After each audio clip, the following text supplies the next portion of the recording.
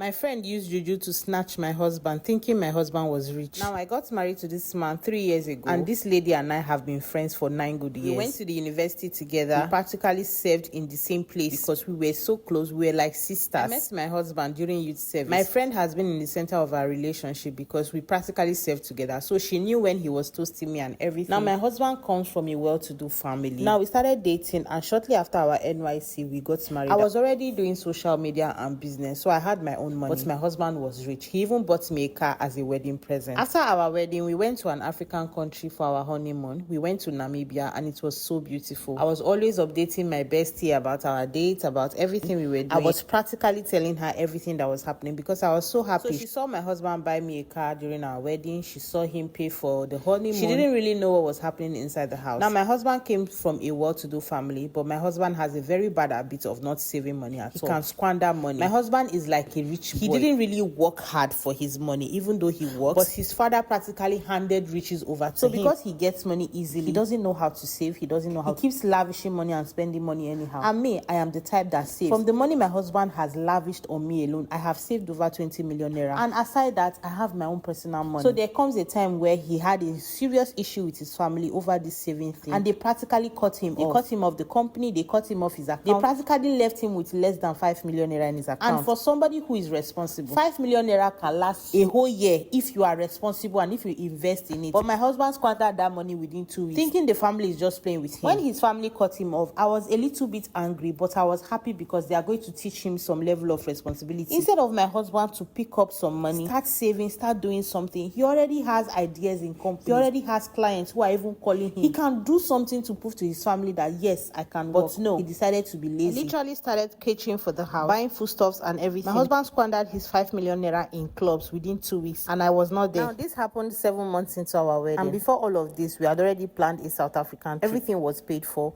It was just for us to travel. Now, the date is there, and my husband has no money. And me, I'm not about to miss out my trip. Since he had already paid for everything, I decided, okay, let's just go. If it's buy little things, I can afford that. So we went on that trip. We did a little shopping. I still bought for him because I have my own money. So even after our trip, my friend would be gisting me and saying, girl, you are so lucky. Your husband is this. I'm still single in the streets. Nothing is happening. You know, I'll be telling her, yes, so my husband is a godsend to me. He does this, he does that. He's even planning to change my car. She will be like, you guys have gone to Namibia. You guys have gone to South Africa. She was just saying all sort of things. And I was just playing along because I was not embarrassing myself by telling her that my husband does not even go to work anymore. To cut the long story short, almost 2 years into our wedding, my husband practically started hating me. This is somebody that I have been managing. Go to work, no. If not for his friends and the connection he has made, he will practically have no 10,000 naira to spoil his car. His friends will still bring one deal. He will make 200k, 500k for me. Because of pride, he refused to go and beg his father or do anything to prove to his father that yes, I can work. He practically allowed pride to ruin everything for him. Somebody that was earning nothing less than 10 to 20 million naira in a month is now earning 200k, 500k once every other month. And I was minding my business. All of a sudden, the hatred came from nowhere. My husband would start shouting at me, talking about all this. Before you know, he started mentioning my friend's name. Your friend is better than you. She talks with much respect. This one, you will soon leave this house. I'm like, this man that is practically obsessed with me. What is all of this? Where is this one coming from? Even though there is no money, I know that my husband loves me to feel. So one day I wrote to my friend and I told her that the way my husband loves me these days, I don't understand. This man is practically obsessed. He will wake up every morning singing praises of love to me. She was like, really?